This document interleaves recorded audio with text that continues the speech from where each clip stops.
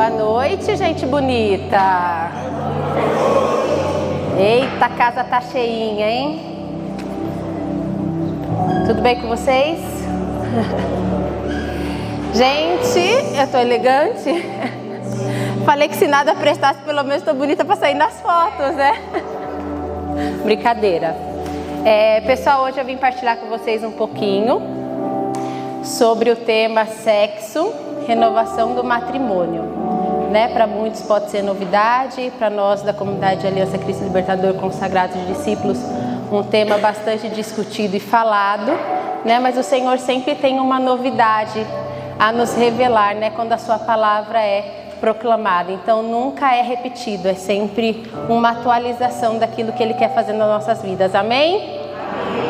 Então, para a gente falar deste tema, deixa eu me apresentar primeiro, né? Eu sou Natália, consagrada da comunidade Aliança Cristo Libertador, esposa do Guilherme, mãe da Sara, Maria, Esther, Samuel, Rebeca e agora do Elias. Vem aí o Elias. A Andressa falou que hoje o Elias estava chegando e o microfone está chegando perto de mim cada vez mais, né? A terceira vez que eu falo no microfone em menos de um mês. Eu falei, o Senhor, o que você está querendo, né? Mas vamos aí. E é isso, eu acho que depois a gente vai dando mais informações sobre mim. Se também se interessar, se não interessar, também a gente não fala nada mais. Para a gente começar esse tema, antes da gente falar do sexo em si, a gente precisa ter muito ciente do que é o matrimônio. Né? Porque o matrimônio hoje ele está, né, profanado, ele está distorcido. Quem recebeu um papelzinho branco aí? Dobradinho? Não, branco. Branco, branco. Diz aí pra mim o que é o matrimônio, Marlene, no seu papelzinho branco. Fala alto.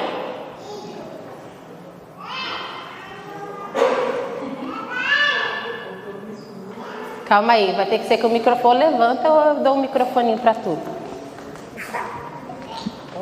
Compromisso mútuo e a intenção de construir uma família nos valores cristãos. Quem mais está com papel branco? Que é matrimônio, Alessandra? Viver um amor fiel, total e livre e fecundo, aberto à procriação e educação dos filhos. Quem mais está com papelzinho branco? Aqui, ó, os dois. Tá passando para ele a bola, né? Aliança de amor. Um sinal visível do amor entre Cristo e a Igreja. Relação íntima e amorosa entre Deus e seu povo. Que mais?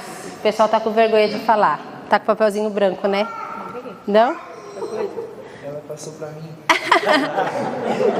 No matrimônio tem às vezes isso, sabia? O marido passa para a esposa passa para o marido. Eu peguei votação especial e ela pegou a graça especial de Deus para viver um amor duradouro e sacrificial. Quem mais está com o papelzinho branco? Mais alguém? Então nós temos aí muitas informações, né, daquilo que é matrimônio, uma vocação especial, a questão da educação dos filhos, é um ato sagrado. Quem mais está com branco? Está com branco ou Suelen? Ah, tá. É uma graça especial de Deus para viver um ato duradouro e sacrificial. O matrimônio é um sinal visível do amor entre Cristo e a Igreja, né? Refletindo a relação íntima, amorosa entre Deus e o seu povo. A palavra de Deus é esse grande matrimônio, né? Desde Gênesis até Apocalipse, o Senhor nos fala desse matrimônio, que é essa relação de Deus contra o povo, com o povo, né? Então a gente entendendo o que é matrimônio, né? Aquilo que, lógico, tem muito mais coisa sobre o que é matrimônio, dá pra gente se aprofundar muito mais, mas não é esse o nosso tema. Só trouxe só pra gente poder dar uma clarificada e lembrar um pouquinho. Aí a gente pode entrar no nosso tema, que é o sexo, a renovação do matrimônio. Quando é que acontece essa renovação? Papa João Paulo II diz assim no livro da Teologia do Corpo: o sexo apenas é sexo na medida em que participa do sim dos votos matrimoniais, ou seja, A relação sexual é a celebração da consumação e da renovação deste voto sacramental.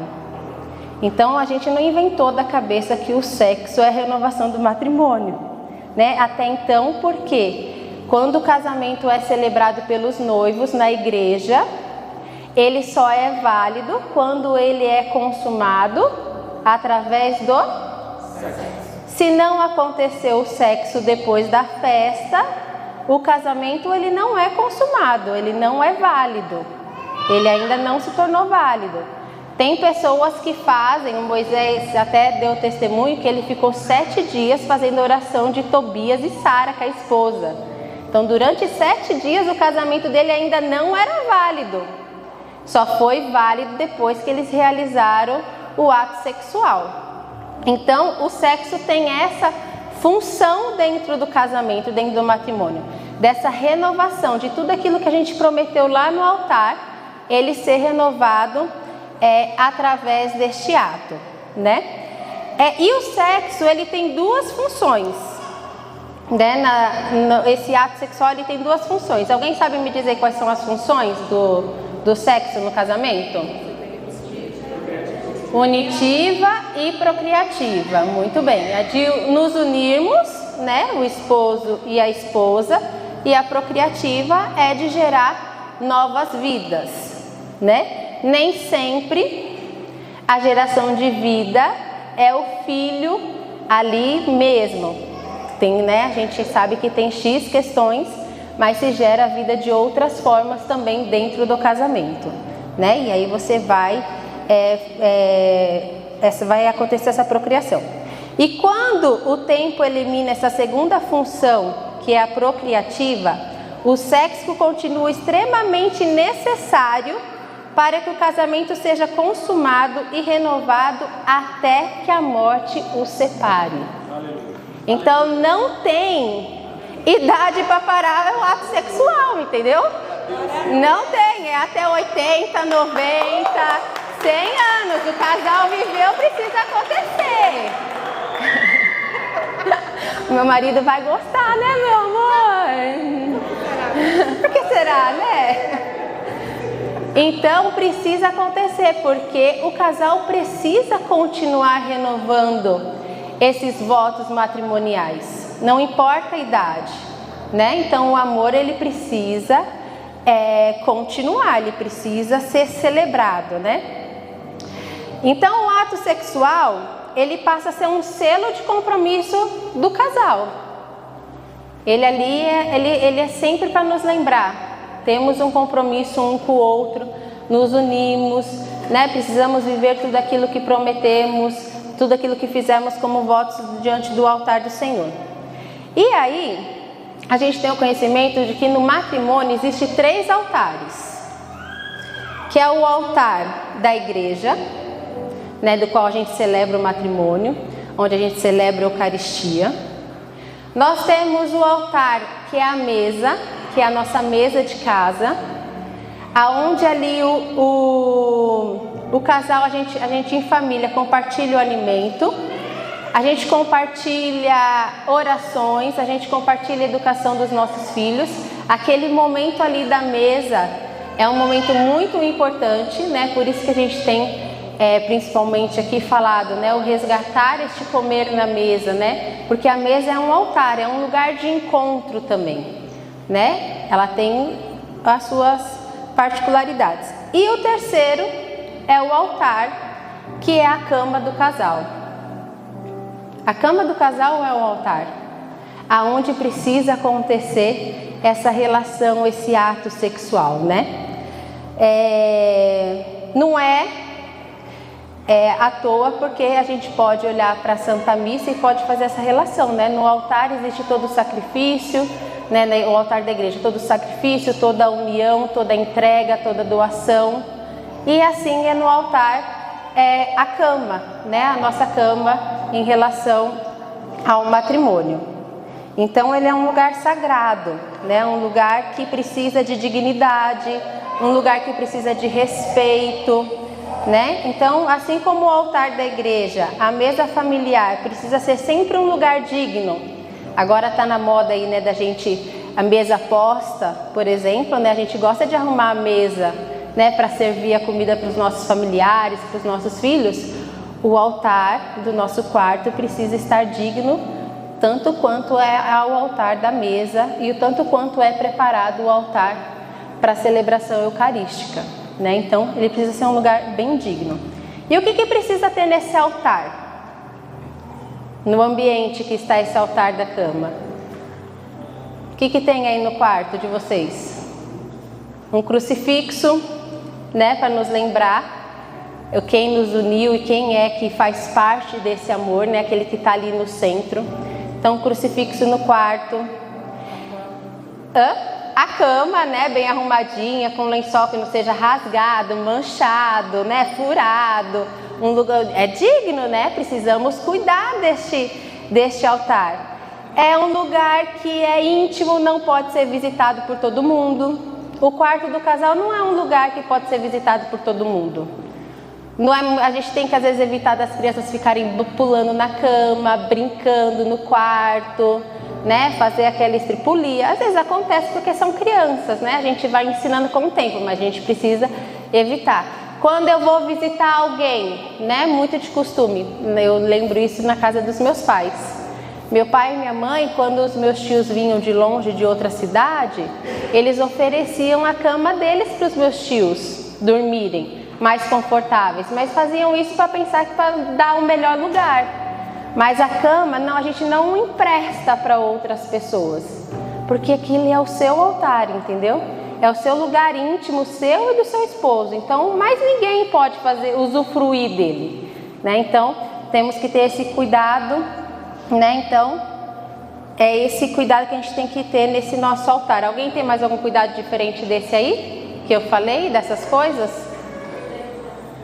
A organização do quarto, tudo isso vai ambientalizando, né? E tudo isso também vai preparando para que quando acontece o ato sexual seja mais harmonioso, seja mais prazeroso, seja mais tranquilo e tudo mais, né? Isso não é uma questão só de estética, mas é uma questão da ambientalização. Ela vai introduzindo o casal naquele momento, né? Ele vai dando dignidade para aquele lugar e aí a gente vai mudando também a nossa mentalidade.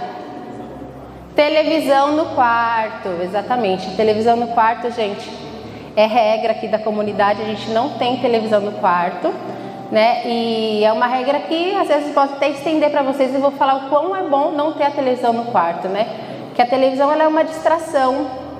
A gente pode assistir coisas que na verdade profanam o próprio matrimônio, profanam o ato sexual.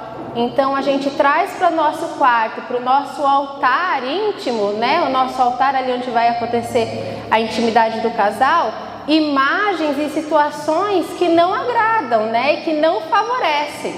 Então a gente, por exemplo, da comunidade não tem televisão no quarto.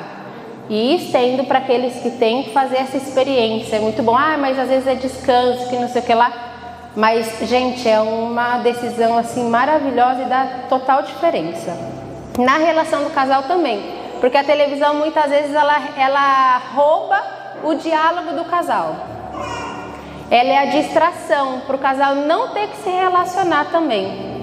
Às vezes ela é uma opção do casal se relacionar com a televisão, vendo pornografia, tantas outras coisas, mas também ela pode ser um item que afasta o casal. O casal que não quer se conversar, o casal que não quer ter relação, o casal que, né, e tudo mais. Então, fica a dica aí para quem quiser fazer essa experiência de tirar a televisão do quarto. É uma experiência muito boa. Qual é o ápice da nossa vida cristã? É a missa, isso, a Eucaristia, né? Onde a gente se torna um só com Cristo é na Eucaristia, né? O ápice, todo cristão precisa ir na missa, participar da celebração, viver ali e se tornar um só com Cristo, né? O corpo de Cristo místico se une ao nosso corpo e a gente gera uma nova vida, uma vida de Deus em nós, né? Toda vez que comungamos, o Senhor tem como propósito gerar uma nova vida em nós. Então a nossa relação com a Eucaristia também é essa relação de amor, né? Vou dizer aqui que é esse ato sexual, mas me entendam, né? Numa analogia, é este encontro, essa relação entre eu e o corpo místico de Cristo, ela gera em nós uma nova vida. Então o ato, essa relação, ela sempre gera uma nova vida, né? E aí depois, qual é o ápice do matrimônio? Qual é o ápice do matrimônio? O sexo é o ápice do matrimônio. A gente ia falar é o amor, é a criação dos filhos, é a cumplicidade, o respeito. Não, não é. O ápice do matrimônio é o sexo. Por que é o sexo? Porque ele renova todos os votos matrimoniais. Exatamente. Então a gente precisa desejar isso. Para alguns são mais difíceis, né? Depois a gente vai falar sobre isso. Para alguns são mais fáceis, né? Porque tem as questões das vivências e tudo mais, né? Então, o sexo, lembra que o padre fala no casamento que Deus agora vocês são uma só carne? A gente não é uma só carne o tempo todo do dia. Eu não sou uma só carne com o Guilherme na hora que eu estou lavando louça. Eu não sou uma só carne com o Guilherme na hora que eu estou educando minhas filhas. Eu não sou uma só carne com o Guilherme na hora que a gente está passeando. A gente se torna uma só carne no momento do ato sexual. É este momento que acontece essa união. Aqui, nesse momento, nessa relação, a gente se torna uma só carne, né? A gente fala muito, né? Mas a gente é uma só carne, então fala você e eu fico quietinha. A gente é uma só carne, você faz e eu fico aqui. Ele está fazendo, então eu também estou fazendo. Não, não é isso. Só é um ditado que a gente usa para dar desculpa para as coisas, que não quer fazer ou quer passar a bola para o outro. Mas o momento que a gente se torna uma só carne é na relação sexual, né? E aí essa relação sexual é a mesma coisa que a prefiguração da comunhão, da Eucaristia. O homem mais a relação da mulher, mais o amor de Deus que entra ali no centro, ele gera uma nova vida. Seja essa o amor de Deus que cresce e é passado através do amor do casal, ou seja essa uma geração de vida que seja os filhos, né? Então a gente precisa entender que toda relação, toda a união do casal, ela gera vida. E a gente precisa estar aberto a isso, né? Aberto, porque a geração de vida nos remete a ter, muitas vezes, muitos filhos, né? E aí passa a não ter a relação sexual, né? Ou passa-se muito tempo, e aí a gente passa muito tempo sem renovar os votos matrimoniais. Aí eu estava pensando nisso, quando eu estava rezando para a pregação, né? E aí o Senhor me incomodava bastante com isso, né? Porque aqui na comunidade a gente zoa, né? A gente fala, o Guilherme fala assim, mas tem que ser 3 vezes pelo menos na semana. Eu não sei quantas vezes. Gente, sexo aqui na comunidade é um negócio, é um bafafá, entendeu? É um negócio assim, né? Extraordinário, né? E aí eu estava pensando, né? E foi até mesmo um momento de cura para mim a preparação dessa pregação, né? Porque eu sempre tive muita dificuldade com relação ao sexo, né? Principalmente no começo do casamento. E lógico, e depois que a gente foi entendendo tudo isso que eu já estou trazendo para vocês, que a gente foi tomando conhecimento de todas essas coisas, de todo esse sentido sagrado que o sexo tem, ele foi sendo ressignificado na minha vida, né? Mas para mim o sexo era muito difícil, né? Bem difícil, né, meu amor? Guilherme teve que persistir ali. Lógico que também do lado dele, ele trouxe também muitas questões distorcidas. Então aí as dificuldades se encontravam e aí o negócio, ao invés de melhorar, às vezes piorava, mas depois ficou bom. Eu vou dando testemunho no decorrer do caminho. Então, o sexo dentro do casamento, ele não é lazer, ele não é parque de diversão e ele não é válvula de escape. Sexo é renovação dos votos matrimoniais. O que a gente tem feito com este momento? Como que ele tem sido realizado? Tem sido um parque de diversão que a gente quer posições acrobáticas, quer fantasias, quer não sei o que lá, e tudo mais? Ou a gente quer, ou é uma válvula de escape, eu já estou cansada, o único jeito de me desestressar é fazendo sexo, é sempre, o sexo é sempre para resolver algum problema, alguma coisa, ou ele tem sido um grande desejo de encontro mesmo, A gente precisa nos perguntar diariamente, qual tem sido o motivo, para a gente poder saber aquilo que a gente precisa ressignificar. E vocês vão pensando aí, para depois a gente trazer para a oração. E aí a pergunta, como tem sido essa renovação, essa celebração dos vossos votos matrimoniais? Aí aqui vem, tem acontecido a relação sexual, o ato sexual no matrimônio de vocês diariamente? Quantas vezes desejamos renovar este momento? Aí aqui o Senhor me pegou. Aí ele falou assim, nossa, Natália, você está pensando na missa, e tudo mais, A condição mínima de um cristão ir na missa é uma vez na semana, no domingo, Então, uma vez, pelo menos na semana, precisa acontecer o ato sexual, gente? É renovar esses votos aí, É uma celebração, Se ele tem tanta ligação com a missa, então vamos usufruir desse momento também, O Senhor falava assim, o mínimo é uma vez por semana. É um ato de celebração, o casal precisa se encontrar e precisa celebrar este momento. Precisa ali renovar, os seus votos, precisa viver aquilo de novo. Aí eu falei assim, tá bom, Senhor, uma vez por semana tá bom, Aí ele falou assim, então, mas o nosso desejo do coração precisa ser mais por missa, não precisa, Natália? Falei, precisa, às vezes eu sinto falta, de ir na missa outros dias da semana, Ter mais intimidade com o Senhor, se relacionar mais. E é isso, Às vezes a gente estipula quantas vezes, mas não é quantas vezes, É o desejo do coração. É o mesmo desejo que a gente tem por Cristo, a gente tem que ter desejo pelo nosso marido, de se encontrar com ele, E aí o que acontece? O que tem nos roubado muito disso?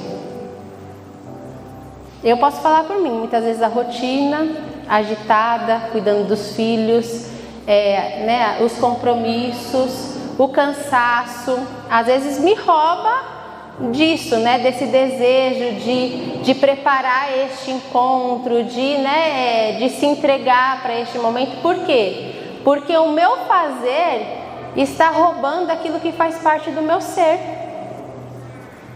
Porque teria que ser natural a gente querer se encontrar com o nosso marido e celebrar quantas vezes for preciso, essa celebração, renovar esses votos, Então a gente se pega se perdendo com todas essas coisas.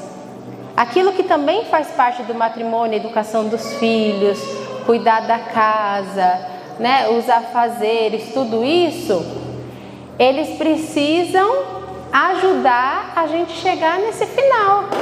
Ele não pode nos tirar deste final. Ele não pode, os compromissos, as responsabilidades não podem nos roubar disso, não pode roubar esse nosso desejo.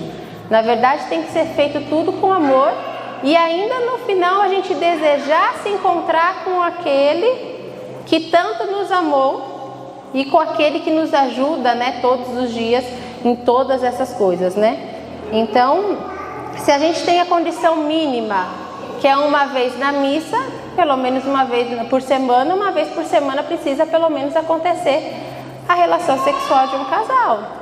Imagine se acontece uma vez por mês. Eu vou renovar os meus votos uma vez por mês. né? E ali, aquele momento é muito importante, né? Porque o Senhor faz curas. Eu vou trazer aqui para vocês, mas é mais profundo do que a gente imagina. Não é só uma questão de relação sexual. Não é questão de só beijo na boca, de gozar. Não é questão só de trocar carinhos. Existe todo um mover espiritual que atinge a minha vida e a vida do esposo, entendeu? A vida da esposa e do esposo. Então a gente precisa cada vez mais dando essa possibilidade para o Senhor, mudando essa mentalidade, né? Daquilo que a gente entende, daquilo que a gente acha que é, e nos dando uma nova mentalidade e um novo coração, uma nova disposição. Não faça da sua vida sexual no casamento uma casualidade ou um mero cumprimento da rotina. A relação sexual é fonte de saúde física, psíquica e espiritual para o casal, né? Então, ela atinge todas as áreas do casal, ela é muito importante. E aí, o sexo, ela tem a função de ressignificar muitas coisas mesmo que a gente nem imagina, né? Através do sexo, muitas coisas são ressignificadas dentro do matrimônio, e essa ressignificação ela vai refletindo na educação dos filhos, na relação do marido e da mulher, na relação financeira, no trabalho, ela reflete em todas as áreas, né? Quando o sexo é bom, né? Eu digo bom assim, não é questões de qualidade, tipo várias posições, vários jeitos e não sei o que lá. Estou dizendo bom de entrega, de doação mesmo, né? De quando a gente entende esse ato e vive ele na sua perfeição. Ele reflete em tudo. Os nossos filhos percebem a alegria do casal, né? Quem aqui é pai pode testemunhar isso, o quanto faz diferença, né? Os filhos percebem nos pais quando os pais estão bem, né? E o quanto isso interfere na educação deles, interfere nas nossas relações com os irmãos, interfere com a harmonização da casa, interfere com tudo, né? E aí eu queria pegar com vocês Efésios 5, do 1 ao 33. Você lê para mim, amor? Senão eu vou começar a tossir.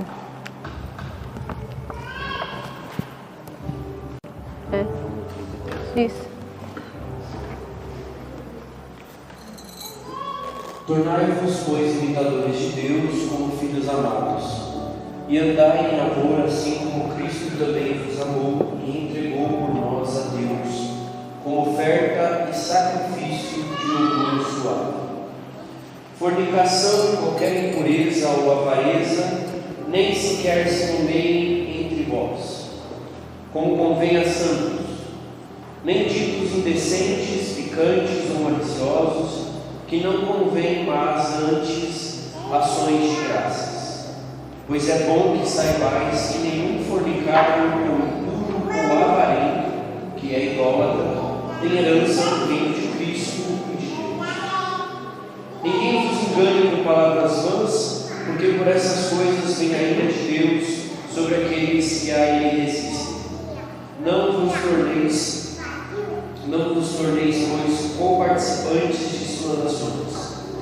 Outrora erais treva, mas agora sois luz do Senhor. Andai como filhos da luz, pois o fruto da luz consiste em toda bondade, justiça e verdade. Procurai discernir o que é agradável ao Senhor, e não sejais participantes das obras infrutuosas das trevas.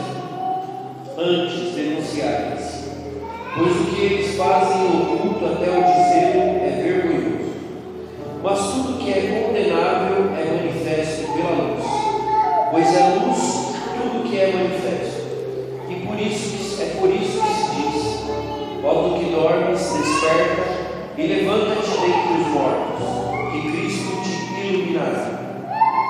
Vede, pois cuidadosamente como andais, não como tolos, mas como sábios, tirando bom proveito do período presente, porque os dias são maus. Por isso não sejais insensatos, mas procurai conhecer a vontade do Senhor. E não vos embriagueis com vinho, que é porta para a devassidão, mas buscai a plenitude do Espírito. Falai uns aos outros com salmos, hinos e cânticos espirituais, cantando e louvando ao Senhor em vosso coração, sempre e por tudo dando graças a Deus, o Pai, em nome de nosso Senhor Jesus Cristo. Sede submissos uns aos outros no temor de Cristo. As mulheres o sejam a seus maridos como ao Senhor, porque o homem é a cabeça da mulher, como Cristo é a cabeça da igreja e o Salvador do corpo. Como a igreja está sujeita a Cristo, estejam as mulheres em tudo sujeitas aos maridos. E vós, maridos, amai vossas mulheres como Cristo amou a igreja e se entregou por ela, a fim de purificá-la com o banho da água e santificá-la pela palavra, para apresentar a si mesmo a igreja gloriosa, sem mancha nenhuma, ou coisa semelhante, mas santa e irrepreensível. Assim também os maridos devem amar suas próprias mulheres como a seus próprios corpos. Quem ama a sua mulher, ama-se a si mesmo, pois ninguém jamais quis o mal à sua própria carne, antes alimenta e dela cuida, como também faz Cristo com a igreja, porque somos membros do seu corpo. Palavra do Senhor. Graças a Deus.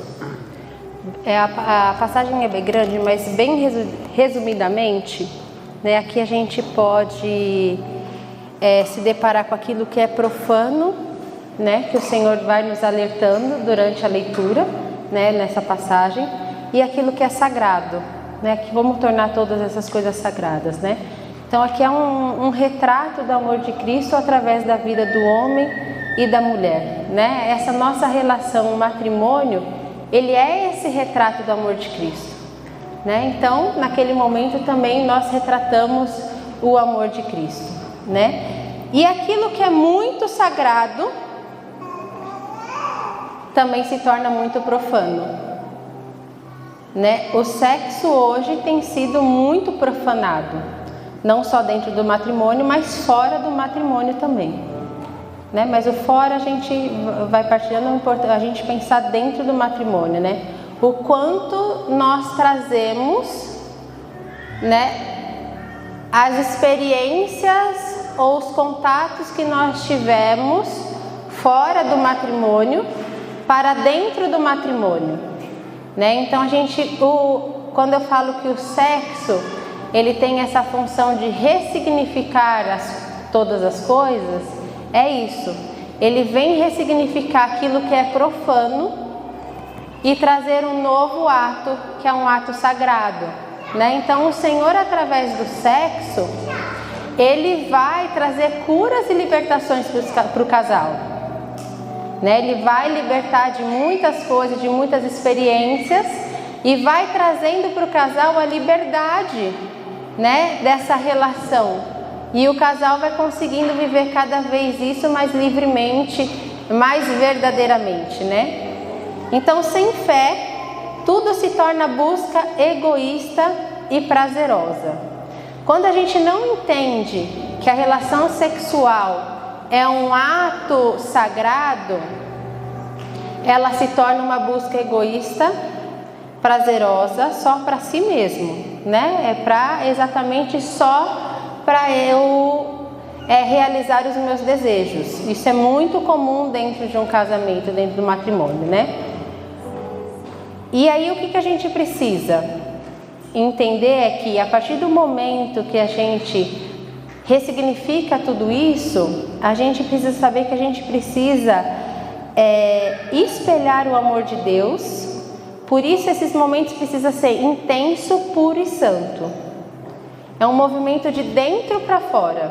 Apesar do ato sexual ele ser para fora, um ato que a gente vê, que a gente olha, que a gente percebe, mas ele começa interiormente primeiro.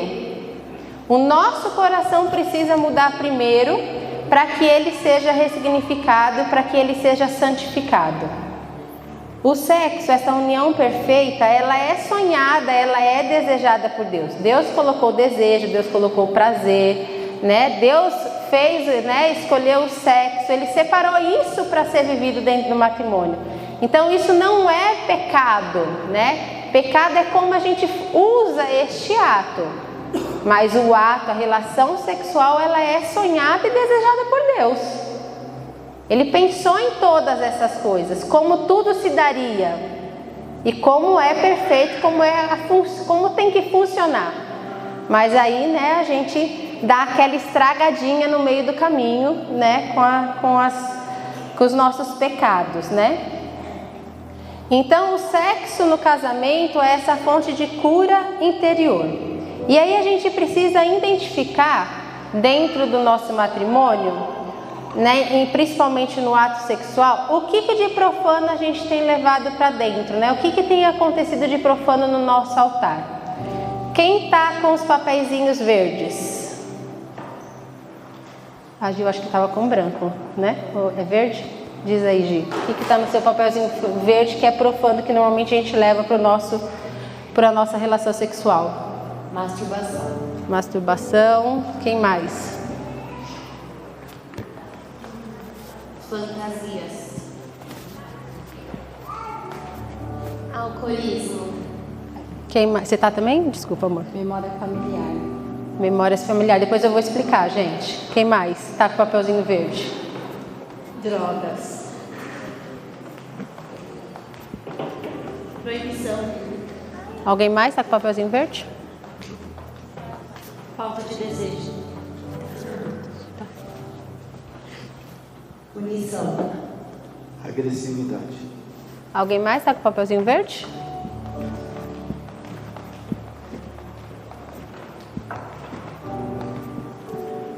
Más experiências, medo. Abusos. Todas essas palavrinhas que a gente conhece muito bem, pornografia. Eu acho que ninguém pegou pornografia? Não, foi masturbação, né? Mas, né, mentalidade pornográfica, masturbação, fantasias, más experiências, medo. Aqui a gente entra, más experiências a gente pode trazer com abusos, né? Pessoas que foram abusadas, pessoas que não tiveram vivência de uma boa relação de pai e mãe, né? Que viveram agressividades, né? Quando criança, tem dificuldade com papel de homem, né? Com a masculinidade. Proibições, quando eu digo aqui proibição, muitas vezes às vezes tem pessoas que recebem uma educação rígida, de qual esse assunto não pode ser conversado dentro de casa, isso é proibido, né? É visto, isso foi, por exemplo, isso faz parte do meu testemunho. Dentro da minha casa não se conversava sobre este assunto, sobre sexo, né? Era algo proibido. Então isso ficou guardado dentro de mim. E aí, lógico que isso depois vai prejudicar na minha relação sexual com meu esposo, porque eu não tinha liberdade e eu não me sentia à vontade para que isso acontecesse, né? Então eu não tinha desejo, porque para mim isso era algo proibido, porque a educação que foi passada pelos meus pais não me deu essa liberdade de conhecer isso, né? Quando eu falo conhecer, não é eles mostrarem, mas é a conversa, né? Nós pais precisamos, no momento da educação dos nossos filhos, na idade que for cabível, falar sobre essas coisas, né? E mostrar que é um ato sagrado, mostrar que é importante e tudo mais, para a gente não gerar dos nossos filhos essas coisas e depois eles terem dificuldade. E aí vem falta de desejo. A falta de desejo, ela está relacionada ao medo, aos abusos, à agressividade.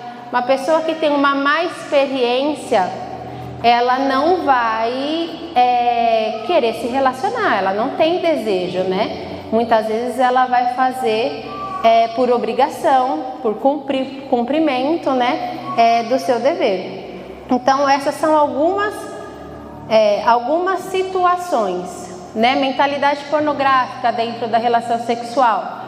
Quando se faz uso, né, da pornografia, muitas vezes ela é trazida para a relação sexual e a esposa ou o esposo, hoje as coisas estão tão trocadas, que a gente fala que é só do homem, mas não, a mulher também muitas vezes faz o uso disso, faz do outro um objeto.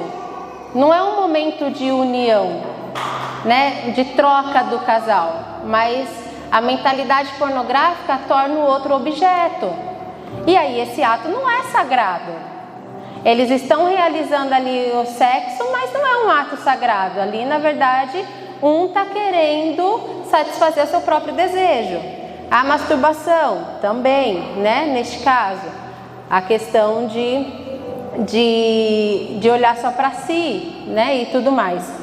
Então essas coisas, essas pequenas experiências, pequenas não, grandes experiências muitas vezes, que são inseridas nas nossas vidas, a gente entra em contato com elas de alguma forma, ela é levada para a nossa relação sexual. E aí por isso que hoje em dia muitos casais têm dificuldade na relação sexual. Na verdade, eu estava vendo quem foi que falou? Foi até uma consagrada da Colo de Deus que trabalha com casais. Ela falou que um dos motivos da nulidade do casamento está relacionado ao sexo. Um dos principais temas em alta é relacionado ao sexo e à não geração de vida, né? Porque o outro não quer filhos. E a outra é a questão da imaturidade, né? Então, o problema sexual, da parte da relação sexual no casamento, ela é muito recorrente, ela é comum. Só que a gente tem, a partir do momento que a gente conhece a verdade, a gente tem a oportunidade de ressignificar todas essas coisas, né? De fazer, né? De mudar tudo isso. E usar o sexo como fonte de cura e libertação. E aí, como é que eu ressignifico todas essas coisas? Com diálogo, né? O casal ele precisa ter um diálogo aberto para que possam conversar sobre essa dificuldade.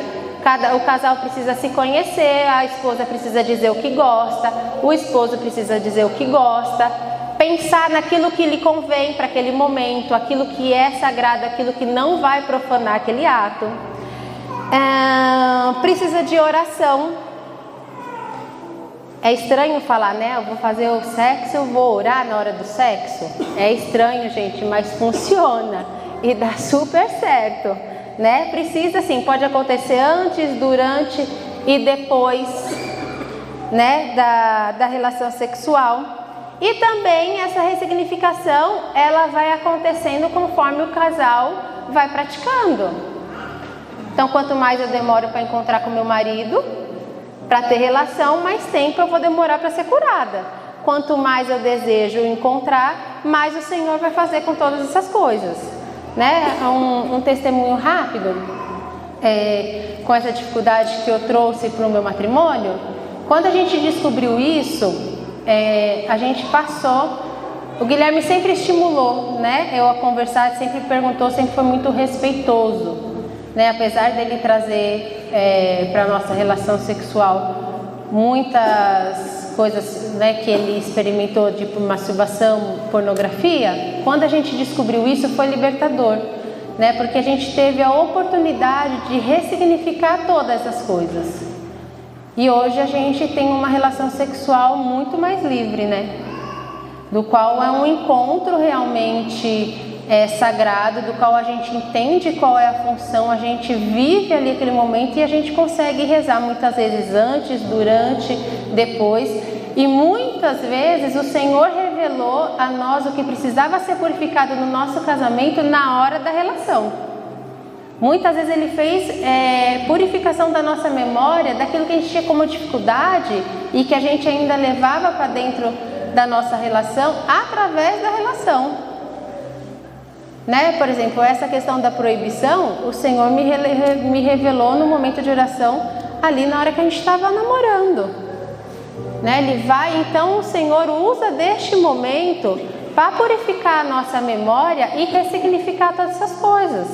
Né? Esta é a oportunidade do casal, e essa purificação e essa ressignificação, ela vai se estender à educação dos nossos filhos, a nossa relação dentro de casa, as questões financeiras, o trabalho e tudo mais. Tudo vai se tornando cada vez mais livre, porque a relação do casal ela se torna mais livre e verdadeira, né? Então, com o tempo, o casal ele vai desenvolvendo o seu jeito inconfundível de celebrar este momento.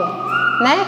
Comigo, com o Guilherme foi de um jeito, e cada casal precisa descobrir como é que vai funcionar, né? Cada casal tem a sua particularidade. Então, o casal precisa fazer esse diálogo e tudo mais. E aí,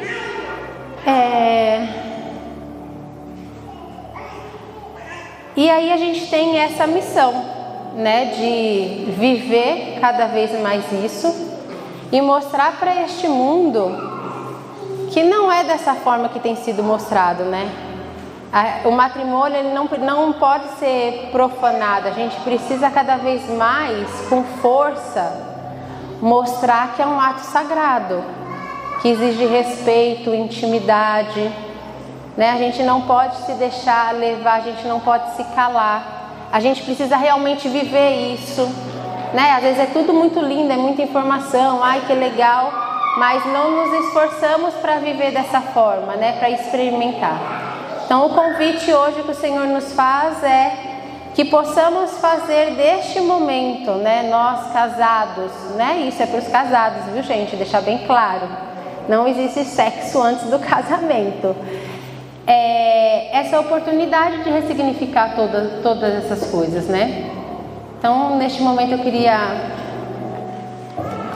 pedir para vocês levantarem, né? Fecharem os seus olhos, para a gente já se introduzindo à oração. E fechar seus olhos e pensar mesmo neste momento. Como tem sido o meu ato sexual com meu esposo, com a minha esposa? Tem sido um ato sagrado? Tem sido um ato profanado? Eu tenho desejado estes momentos? Ou eu tenho postergado estes momentos? O Rodrigo já está cativando aqui a esposa já, ó. Como que tem sido isso? Tem dificuldade nessa área? O que tem dificultado? Quais experiências vivenciadas que me impedem de viver este momento? Já vai pensando em tudo isso que eu fui trazendo durante a pregação e vai colocando ali no altar do Senhor, né, que vai ser exposto agora.